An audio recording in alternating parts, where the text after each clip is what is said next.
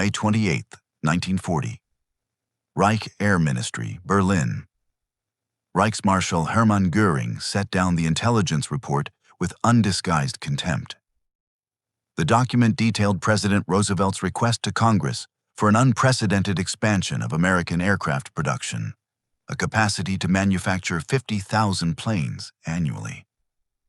The Americans are desperate if they believe such propaganda will frighten us, Göring told his staff. They know nothing of war production. Let them try to convert their automobile factories. They will learn that building warplanes requires more than assembly lines. What Göring failed to grasp was that in Detroit, a Danish immigrant named William Knudsen was already proving him wrong. The former General Motors president, now working for $1 per year as Roosevelt's production chief, was orchestrating the most ambitious industrial transformation in human history. Within 4 years, American factories would produce not the impossible 50,000 aircraft Göring dismissed, but nearly 100,000 planes annually, while simultaneously supplying 2 theaters of war across opposite oceans. The proclamation that triggered German contempt came on May 16, 1940, as German panzers raced through France. Standing before Congress, Franklin Roosevelt declared, "I should like to see this nation geared up to the ability to turn out at least 50,000 planes a year." The reaction was skepticism even among allies. In 1939, America had produced just 3,611 military aircraft. The Army Air Corps possessed 1,700 combat planes, many obsolete. Yet Roosevelt demanded a 14-fold increase in production. William Knudsen became the architect of this miracle. When asked who could achieve such impossible production, Presidential advisor Bernard Baruch responded, Knudsen had abandoned his $300,000 salary to serve his adopted nation, bringing automotive mass production principles to aircraft manufacturing. The transformation began immediately. By December 1941, American factories were producing 2,000 military aircraft monthly, a 20-fold increase from 2 years earlier. The Ford Motor Company announced plans for a massive bomber plant at Willow Run, Michigan. Boeing expanded its Seattle facilities. Douglas Aircraft hired thousands of workers. The arsenal of democracy was awakening. The Nazi leadership's dismissal of American capabilities stemmed from both racial prejudice and willful blindness. General Friedrich von Boeticher, Wehrmacht military attaché in Washington from 1933 to 1941, sent accurate reports describing American industrial mobilization. His December 1940 cable warned, "American war production will reach unimaginable heights." Berlin dismissed these warnings as defeatist exaggeration. When Boeticher met Hitler in February 1939 to discuss American potential, the Führer ranted about American racial degeneracy rather than listening to intelligence assessments. Hitler proclaimed Americans half Judaized, half Negrified, and incapable of sustained warfare. This ideological blindness would prove fatal. The prejudice permeated all levels. Luftwaffe intelligence dismissed reports of women entering aircraft factories as signs of American desperation. They couldn't conceive that democratic mobilization might exceed totalitarian command. When reports arrived of factories running 3 shifts, German analysts assumed exaggeration. The Nazi worldview simply couldn't accommodate American reality. Ford's Willow Run plant embodied American ambition. Constructed on farmland beginning April 18, 1941, it became the world's largest factory under one roof. 3.5 million square feet, with an assembly line stretching 1 mile. Charles Sorensen, Ford's production chief, promised to build 1 B-24 Liberator bomber per hour, when other factories managed 1 per day. Initial results were catastrophic. The first bomber, completed September 1942, required complete rebuilding. Quality control failures reached 50%. By February 1943, Willow Run produced just 56 bombers monthly against promises of hundreds. Critics dubbed it, "Will it run?" But Ford engineers persevered, breaking the B-24's 488,193 parts into manageable subassemblies. They developed hydraulic riveting tools, prefabricated wiring harnesses, and moving assembly lines. They accommodated 578 design changes in 1943 alone while maintaining production. By September 1943, monthly production reached 148 bombers. By December, 365. The breakthrough came in April 1944, when Willow Run produced 428 B-24s, one every 63 minutes, in 24 hours daily. This single factory was outproducing the entire German aviation industry. German pilots first recognized American production superiority during the Tunisia campaign. Major Johannes Steinhoff, commanding JG-77, noted in December 1942, "The American pilots are no longer amateurs. Most disturbing, there are more of them every day." The revelation accelerated through 1943. January 27th marked the first American raid on Germany itself, 64 bombers attacking Wilhelmshaven. By October, during Black Thursday at Schweinfurt, the Americans could lose 60 B-17s and replace them within 2 weeks. The mathematics had become inescapable. During Big Week, February 20th to 25, 1944, the 8th and 15th Air Forces mounted 3,500 bomber sorties against German aircraft production. The Luftwaffe lost between 262 and 355 fighters, but more critically, approximately 100 irreplaceable veteran pilots. General Adolf Galland reported to Göring that Germany was losing 1,200 fighters monthly while producing 1,000. America was producing 2,500 fighters monthly while losing 400. Major Heinz Baer, one of Germany's top aces with 220 victories, described a January 1944 mission over Brunswick. The bomber stream stretched from horizon to horizon, at least 700 flying fortresses and liberators. We were 8 fighters against hundreds.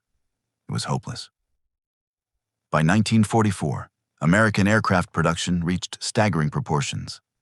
That year alone, factories produced 96,270 aircraft, 16,048 four-engine bombers, 35,143 fighters, and 22,591 multi-engine aircraft.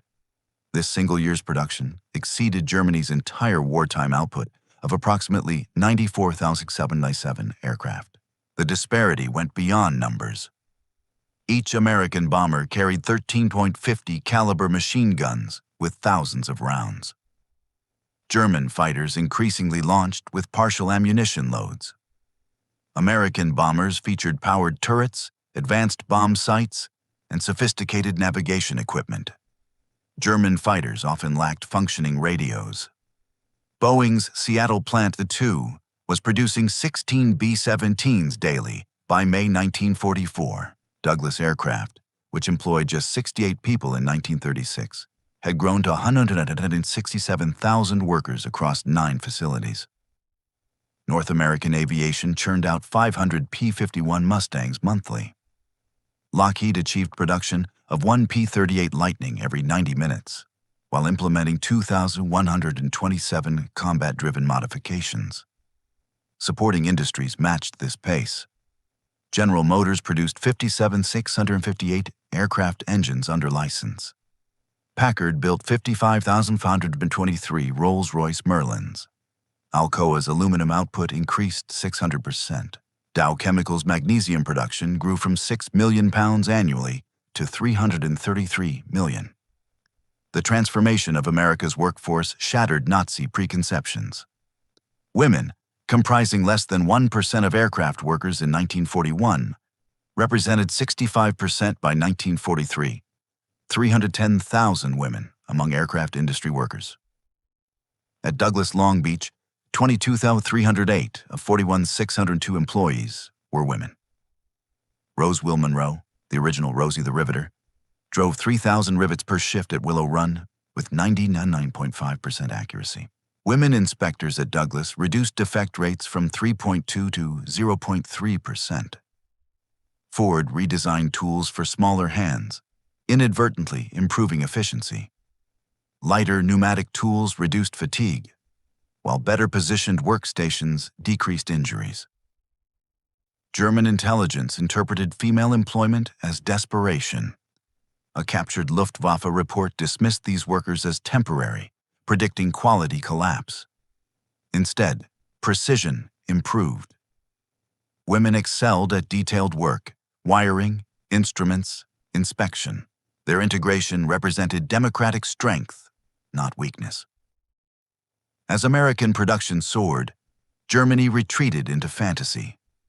Göring authorized the Jägerstab program in February 1944, dispersing production into 729 underground facilities using slave labor. The Mittelwerk complex employed 60,000 prisoners in horrific conditions, with 20,000 dying. These underground factories produced more defects than aircraft. Slave laborers sabotaged components.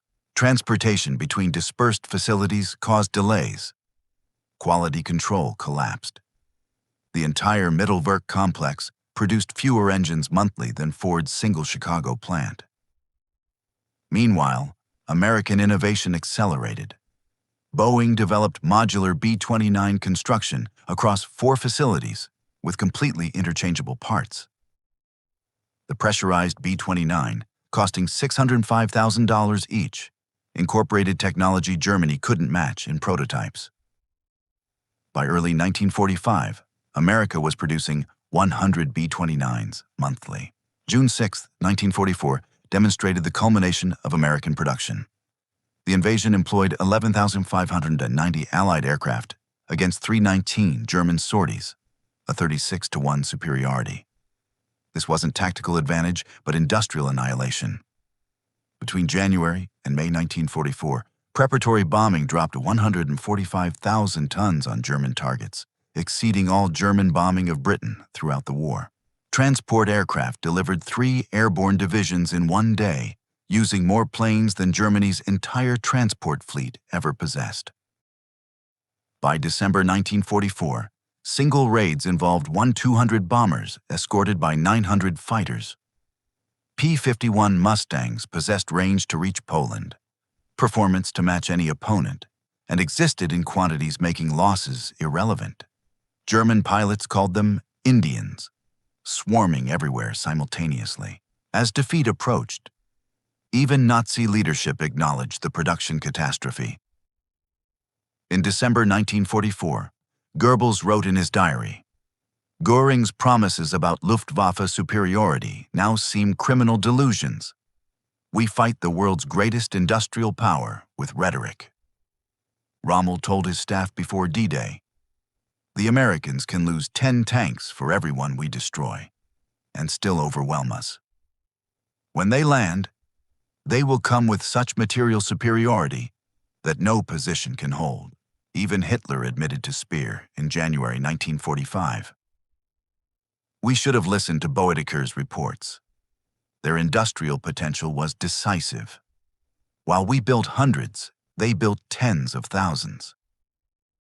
Albert Speer later testified that American bombing reduced German production by 35% for tanks, 31% for aircraft, and 42% for trucks. He stated unequivocally, "The American attacks, which followed a definite system of assault on industrial targets, caused the breakdown of German armaments. Germany's Me-262 jet fighter, operational mid-1944, represented genuine innovation, 100 miles per hour faster than any Allied fighter." Hitler and Göring believed this wonder weapon could restore air superiority despite numerical inferiority. But Germany produced just 1,530 Me-262s total, with never more than 200 operational simultaneously. Engines required overhaul every 10 hours. Critical materials were unavailable, forcing inferior substitutions. America, meanwhile, had begun jet development in 1942. while the Bell P-59 proved inferior to German jets. Lockheed's P-80 Shooting Star, superior to any German jet, entered production before war's end. American industrial depth allowed simultaneous pursuit of multiple technologies, a luxury Germany couldn't afford. The contrast epitomized the production war's outcome. Germany's technological superiority in jets meant nothing against America's ability to produce thousands of conventional fighters while simultaneously developing next-generation aircraft. Quality without quantity proved worthless in total war. Hermann Göring's arrest on May 8, 1945, by elements of the U.S. 36th Infantry Division marked the beginning of his confrontation with reality. Initially defiant at the interrogation facility in Augsburg, he maintained German technology had been superior, overcome only by numbers. His subsequent transfer to Camp Ashkan in Luxembourg, the dedicated facility for high-ranking Nazi prisoners, brought intensive interrogation. In July 1945, Major Kenneth Heckler conducted extensive interviews documenting Göring's evolving recognition of American industrial superiority. "I knew American industrial potential was great," Göring admitted to Heckler, "but the execution exceeded my worst fears." That single factory at Willow Run produced more aircraft than our entire bomber force at peak. It was incomprehensible. He expressed particular astonishment at American logistics.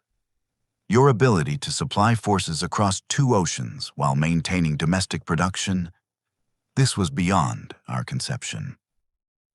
We couldn't adequately supply forces 500 miles from Germany. You supplied armies 5,000 miles from America."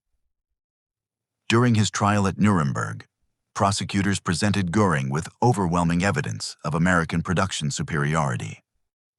Charts showed America producing more aircraft monthly by 1944 than Germany managed annually. Films of Willow Run's assembly lines played while prosecutors listed German cities destroyed by bombers from that single factory. Göring's March 14, 1946 testimony revealed his struggle to comprehend the scale. "I believe the economic and technical potential of the United States to be unusually great, particularly the Air Force. But I never imagined they could increase aircraft production 100-fold in 4 years. Such growth seemed physically impossible." Prison psychologist G.M. Gilbert documented Göring's obsession with production statistics. He repeatedly calculated ratios, comparing single American factories to entire German production. He seemed particularly fixated on Willow Run, calling it "that damned factory that broke our backs." When shown that America had produced 812 615 aircraft engines versus Germany's 241,675, Göring simply stared at the figures in silence. The mathematical reality of defeat was undeniable. The transformation scope remains staggering even today. From 3,611 military aircraft in 1940, America produced 295 959 by war's end, 97,810 bombers, 99,465 fighters, 98,684 others. This represented not just quantity, but systemic superiority in every aspect of production. 2 million Americans worked in aircraft production at peak, including unprecedented diversity. Women, African Americans, Mexican Americans, Native Americans, disabled workers, teenagers, and elderly citizens. This democratic mobilization achieved what totalitarian command could not: voluntary cooperation that exceeded forced labor's output by every metric. The workforce that entered factories in 1941, knowing nothing about aircraft, emerged in 1945 as the world's most skilled aviation workers. They didn't just build planes. They revolutionized manufacturing itself. Statistical quality control, developed for bomber production, became standard industrial practice worldwide. Automation principles pioneered at Willow Run transformed global manufacturing. The engineers who designed bomber assembly lines would design the Saturn V rocket. The women who riveted B-24s would raise children who walked on the moon. The production miracle didn't end with victory. It launched the American century. The financial dimensions defied economic orthodoxy. Aircraft production consumed $45 billion in 1940s dollars, equivalent to $800 billion today. The B-29 program alone cost more than the Manhattan Project. Yet rather than bankrupting America, war production created unprecedented prosperity.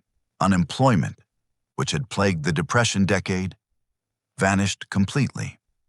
Personal income doubled between 1940 and 1945.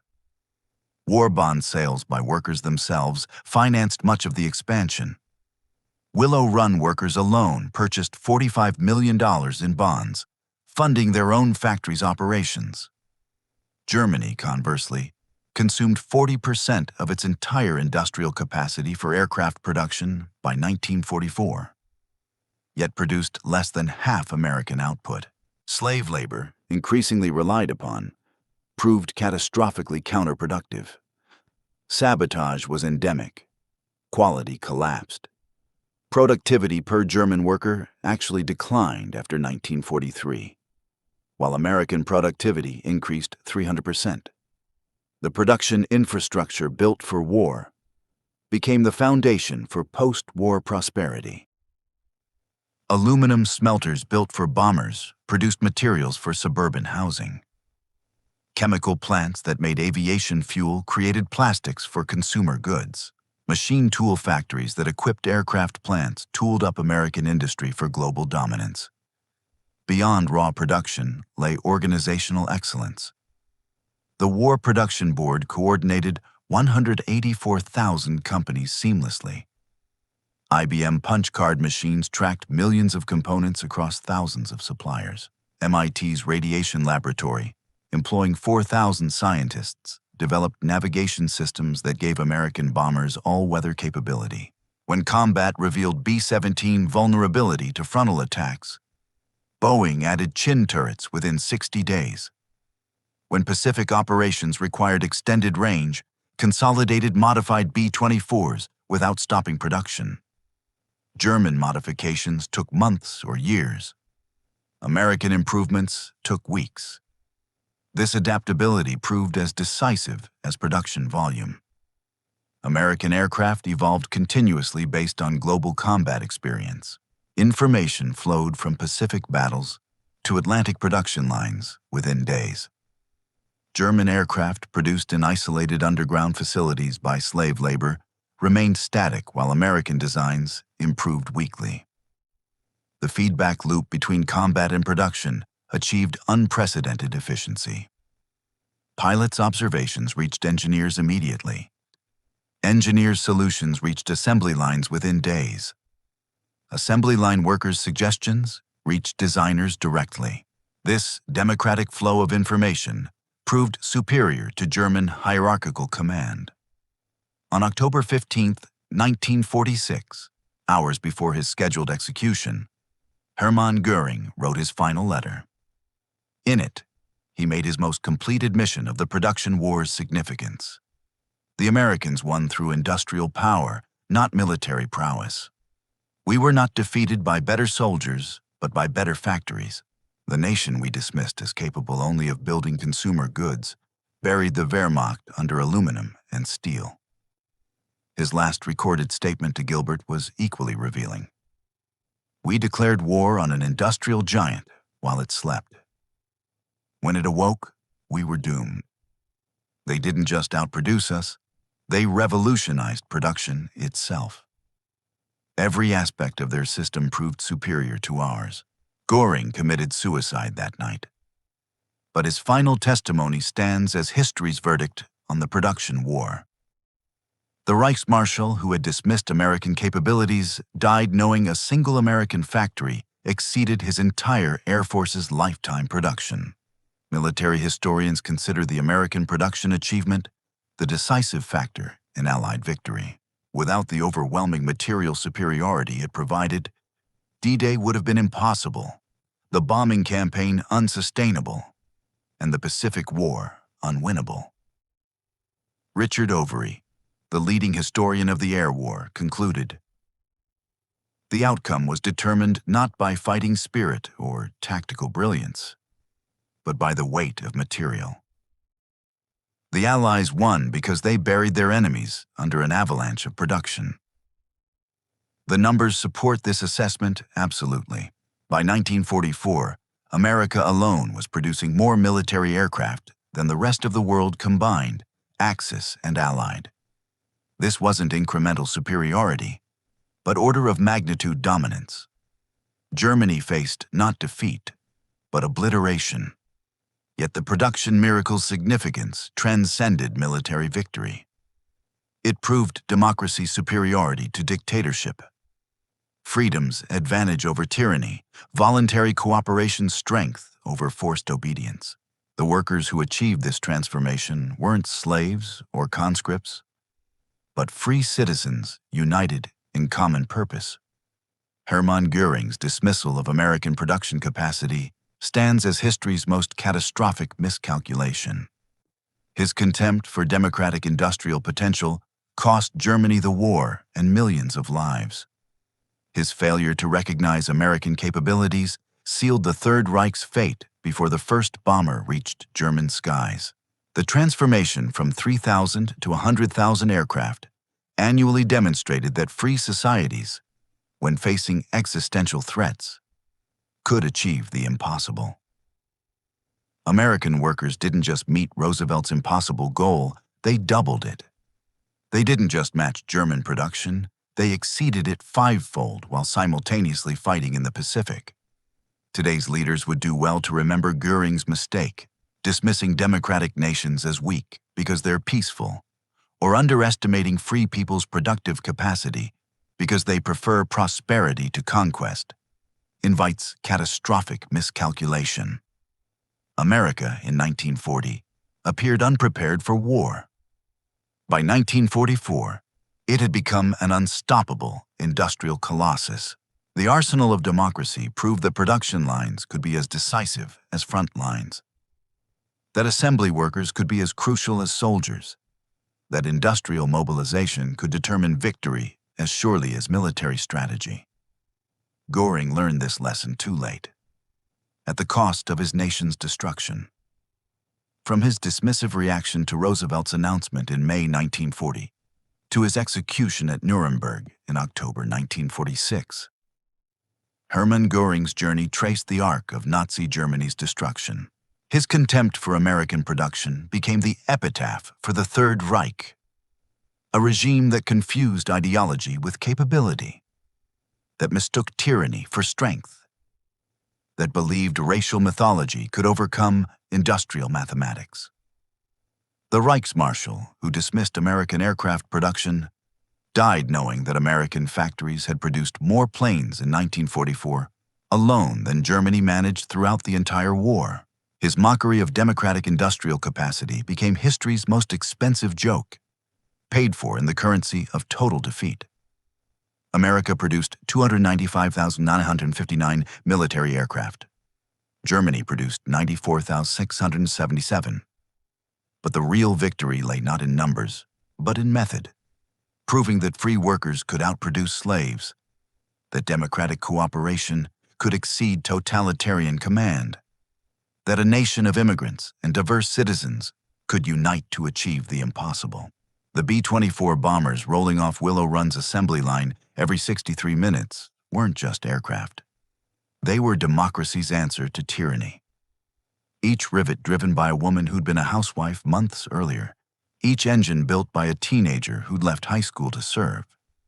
Each wing assembled by workers who'd fled poverty and discrimination. All proved that free peoples, when united in righteous cause, could bury tyranny under an avalanche of production. Hermann Göring laughed at the idea of America producing 50,000 planes annually. America responded by producing twice that many, transforming global history in the process. His laughter echoed through history as the sound of catastrophic miscalculation, the fatal dismissal of democracy's arsenal by a man who understood neither democracy nor production. In the end, both buried him and everything he represented under 300,000 aircraft that turned his contempt into history's most complete defeat.